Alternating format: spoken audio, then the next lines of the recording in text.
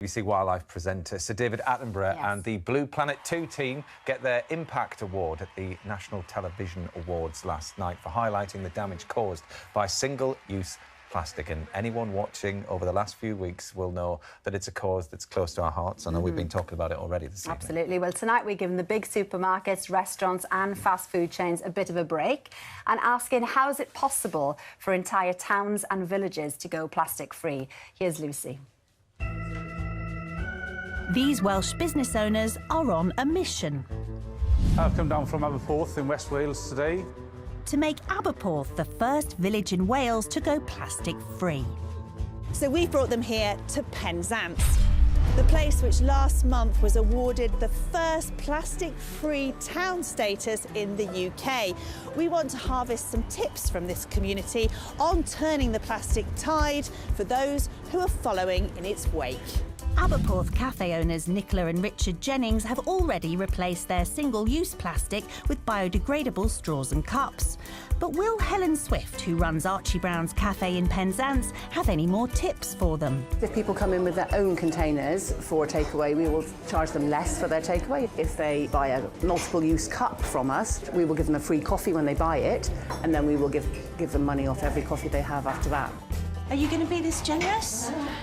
We'll just have to wait and see what happens. We're going to have to work on them, you know, we really are. We're going to have to work on this. It's certainly a good idea, the idea of making a cup.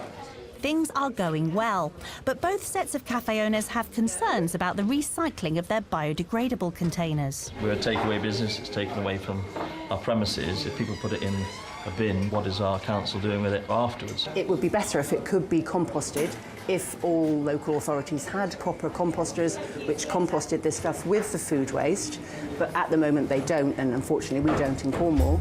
Archie Brown's cafe is just one of 17 dedicated plastic-free businesses in Penzance. Others include the Chippy. For years I was stuck with polystyrene tubs to sell my mushy peas and curry sauce in. These are biodegradable. This looks plastic, but it's made of starch. The grocers. We don't supply plastic bags to our customers. They have either paper bags or jute bags or cotton bags. And the coffee van man. Tell me about your packaging and what you did. My packaging is made with a vegetable-based foil liner, so it's a completely compostable unit. But does it come at a cost? So let's just talk expense in this business. It's probably twice as expensive as a cheaper cup. That's hard to bear as a they're not a huge expense. Coffee is a good markup. Now, this has certainly been easier for some businesses than for others. For example, here in Penzance, there's not one butcher who has been brave enough to take the challenge.